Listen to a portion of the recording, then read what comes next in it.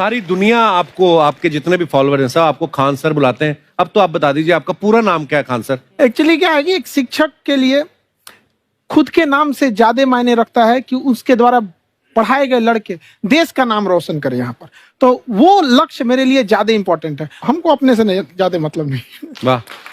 मैं खान सर के बारे में बता दूं कि इनका यूट्यूब पे जो एजुकेशनल चैनल है उसके 17 मिलियन मतलब 1,70,00,000 फॉलोअर्स हैं। अब 19 हो गए। 19 हो गए। बाप रे, क्या बात है, वाह। तो लॉकडाउन से पहले सर 30,000 थे। हाँ। एकदम लॉकडाउन के बाद जितनी आपकी सब्सक्रिप्शन बढ़ी है उतनी तो ओटीटी प्लेटफॉर्म्स की नहीं बढ़ी जितनी आपकी बढ़ गई। ये नेक काम की शुरुआत कैसे हुई थी खान सर? लॉकडाउन से पहले हम लोग ना ऐसे फिजिकली क्लास में ज्यादा पढ़ाते थे। अच्छा जी। क्लास में भी बहुत भीड़ रहती थी, लड़के पढ़ नहीं पाते थे। मजबूरी हो गई लॉकडाउन के बाद यूट्यूब पर पढ़ाना, क्योंकि दूसरा कोई ऑप्शन ही नहीं था। और हमको भी नहीं समझ में आया कि लोगों ने क्यों इतना ज्यादा सब्सक्राइब करते गए, क्योंकि हम तो वैसे ही पढ़ा रहे थे जैसे पहले पढ़ाते थे वहां पे।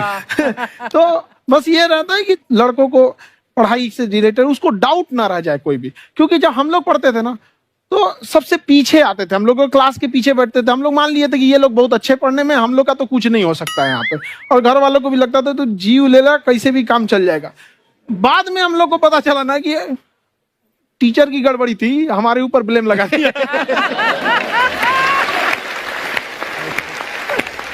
सर आइए, बहुत बहुत स्वागत है आपका। वाकई एक्चुअली अगर पढ़ाने का तरीका इतना सरल हो, आसान हो, जैसे ना सर मुझे बचपन में ना मुझे हिस्ट्री का पढ़ने का बड़ा मजा आता था। बड़ा होके पता चला कि मेरा हिस्ट्री में तो था इंटरेस्ट, पर मुझे कहानियां पढ़ना अच्छा लगता था जी। आज मुझे थोड़ा लिखने का भी शौक है, एक आध कुछ शायद फ्यूचर में चल के आप वो भी कुछ ऐसा देखें, तो मतलब मुझे शौक है लिखने का। अब जाके समझ में आया कि वो क्यों अच्छा लगता था, उसमें कहानी होती थी। तो ये नहीं हमें पढ़ाया, हमें रट्टा मरवाते थे। तो ये जो आपका ये जो तरीका है ये बहुत ही बढ़िया है। काश हमारे समय में भी ऐसा होता, यूट्यूब पे अच्छे अच्छे शिक्षक होते। हालांकि हमारे टीचर भी बहुत अच्छे थे, लेकिन इतने डिटेल में खान सर मैंने आपके वीडियोस देखे हैं, मतलब जिस सब्जेक्ट को आप जानते भी ना हो और अगर लेक्चर देखें और सुने तो उसमें इतनी रुचि पैदा हो जाती है। बिकॉज हम सब टीचर्स के द्वारा ही पढ़ाए गए हैं और हमारे अच्छे टीचर्स भी रहे हैं, लेकिन जरूर आप में एक बहुत ही खास बात है कि आप हर सब्जेक्ट को बहुत इंटरेस्टिंग बना देते हैं। और थैंक यू। इसमें क्या है ना, टैलेंट जो है ये टीचर्स को विजुअल ट्रेनिंग कैसे देनी है, तो बताया अभी कपिल जी ने। कहानी, मैं एक छोटा प्रश्न पूछता हूँ, असैसिनेशन की स्पेलिंग किसको मालूम है? लोग बिलीव नहीं करेंगे लेकिन मुझे मालूम है। असैसिनेशन की स्पेलिंग होती है भाई एस माने गधा, गधे के ऊपर एक और गधा, एक और एस, उसके ऊपर आई मतलब मैं पूरा, और मेरे ऊपर पूरा देश नेशन, एस आई नेशन। तो ASSASSI मैं ये जितना विजुअल कर दें पढ़ाने को, जितना आसान कर दें। वो याद नहीं होता था रेडियो किसने बनाया, बोला रेडियो चल नहीं रहा, इसको मार थप्पड़ मार, कोनी मार, कोनी मार, कोनी मार, कोनी ने बनाया, याद हो गया, मार कोनी ने बनाया। जितना विजुअल कर दो। जैसे आपने कहा कि कैसे किसी चीज को इतना अच्छा समझा देते हैं, वो आधे घंटे के क्लास के लिए पीछे 1 हफ्ते का मेहनत होता है। मैं ये भी पूछने वाली थी कि कितनी मेहनत लगती है आपको। वो डिपेंड करता है कि हम कब तक सेटिस्फाई नहीं हो जाते। अच्छा। कभी कभी तो कोई चीजें 2-2 महीने से अटकी हुई है, जब तक हम नहीं सेटिस्फाई होते, नहीं इसको ऐसे नहीं, अब लड़के समझे तब तक नहीं बताते उसे। कहते हैं ना, दुनिया ने मेरी बुलंदियां देखी, किसी ने पांव के छाले नहीं देखे।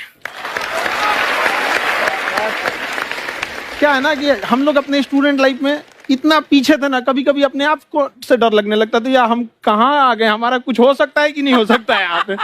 तो लेकिन ना कुछ सीखने का बड़ा शौक था। हाँ। तो जैसे एक फिल्म बनाने से पहले डायरेक्टर कितने महीने की प्रैक्टिस करता है, 2 साल की मेहनत के बाद एक 3 घंटे की फिल्म बनाना पड़ता है। उस तरह से थोड़ा काफी मेहनत करना पड़ता है पीछे से, तब जाके समझ में आता है। और धीरे धीरे एक्सपीरियंस होने से थोड़ा समझ में आ जाता है कि क्या कहाँ पे कौन सा चीज डाउट आएगा वहां पे।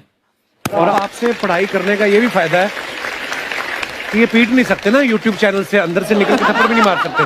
हमें तो पीटा इतना है ना, हम तो मतलब टीचर से सवाल नहीं पूछ सकते थे। अभी बचपन में पूछ भी लिया ना कि सर सूरज कितना दूर है, तुझे जाना है उधर है। मतलब ये नहीं कि बच्चे के साथ दोस्ती करो, उसके साथ। आजकल माहौल बहुत बदल गया है, अब तो बच्चों की पिटाई भी नहीं होती, हमारे टाइम बड़ी पिटाई होती थी। हम भी कहते हैं, हमसे भी लड़के नहीं पूछते हैं, क्योंकि उन्हें पूछने की नौबत ही नहीं आती है। क्लियर हो जाता है ऐसे ही। वाह, क्या बात है। मैंने देखा है सर आपके फॉलोअर्स में रवीना टंडन भी है एक। तो जब आप आए, कितनी मुस्कुराहट आई खान साहब आपके। तो जब कभी आप कोई नया वीडियो डालते हैं तो आप उनको पर्सनली मैसेज करते हैं कि किसी चीज पे डाउट हो तो कॉल मी एनी टाइम, ऐसा करते हैं आप। अच्छा, विवेक सर के बारे में हमने सुना है कि किसी को बिजनेस रिलेटेड प्रॉब्लम हो तो ये 5 सेकंड के अंदर जवाब दे देते हैं। जब भाभी जी आपको तैयार होने के बाद पूछती मैं कैसी लग रही हूँ, 5 सेकंड में जवाब दे पाते हैं आप? देखिए, इसमें तो सभी लोग पीड़ित हैं और हर जगह, हर घर में ये जरूर सुना होगा सबने कि बच्चों के चक्कर में तुम्हारे साथ रह रही है, वरना तुमको तो कब का छोड़ के चली गई होती। ये बड़ी कॉमन बात है। So right. परमीत सर बोलते हैं आपको ऐसा? आप तो कभी नहीं बोलती होंगी। इनका उल्टा है, इनका एटीट्यूड पति वाला है वैसे, तो इसलिए। क्या प्रॉब्लम है? नहीं, कोई औरतों को प्रॉब्लम मतलब मर्दों से कम बिल्कुल मत समझो। नहीं, ठीक है, पर ऐसे मुक्के वगैरह नहीं मारने चाहिए आपको। सर आपने अभी तक शादी नहीं की ना खान सर? नहीं। इतने पॉपुलर हो गए आप, आपका सेंस ऑफ ह्यूमर इतना अच्छा है, तो बड़े सारे प्रपोजल तो आते होंगे आपको। अभी तो इधर कुछ नहीं है सर। खान सर पर्सनल सवालों का जवाब कम देते हैं। अच्छा, जैसे हम शादीशुदा लोगों को देखने के बाद हमको थोड़ा सा और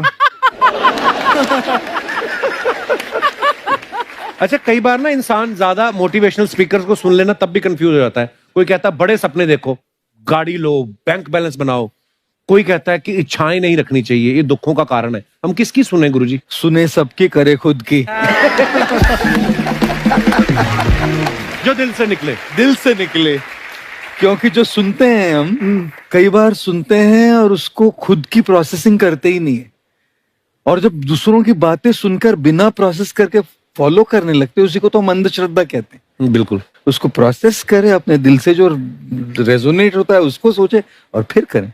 मम्मी सुना, मेरी मम्मी के आगे डॉक्टर फेल है। मम्मी की जो सहेली ऑन द स्पॉट इसके साथ बैठी है, और इनको अगर कोई प्रॉब्लम है, फॉर एग्जाम्पल कोई शुगर की प्रॉब्लम है, तो उन्होंने जो बोल दिया वो अंतिम सत्य है। ले मैनू फलानी कहती है, ऐ खाड़ो तो ऐ हो जाता है। ये सवाल मैंने आपके लिए पूछा था mummy. I wanted to ask Khan sir कि आपका एक एपिसोड था ट्रेन के बारे में, कि ट्रेन में ऐसा क्यों होता है, शुरुआत में ऐसा हुआ था, ये यहाँ पर बोगी के लिए ये कनेक्शन, तो ये सोर्स क्या होते हैं आपके, कहाँ से आपसे ढूंढ सुन के लेंगी, लाते उसके हैं? बाद खुद का चैनल शुरू करेंगी। कुछ चीजें तो ऐसे डायरेक्टली मिल सकती हैं, और नहीं तो वहाँ ऑन द स्पॉट जाके वहाँ पे पूछ लेते। जो वर्कर होते हैं ना, उन लोग को ज्यादा आइडिया रहता है, उन लोग से वो पूछ लेते हैं कि ये कैसे काम करता है, तो वो ज्यादा कोशिश करते हैं कि हम किसी चीज को खुद से अगर जाने रहेंगे तो ज्यादा अच्छे से डिलीवर कर सकते हैं। तो कई बार वहाँ यार्ड वगैरह में भी चले जाते हैं पता करने के लिए। लेकिन बहुत इंटरेस्टिंग था। हवाई जहाज पर भी बनाइए। आप कहती हैं तो एक उस पर भी बना ही देंगे। बहुत शुक्रिया जी।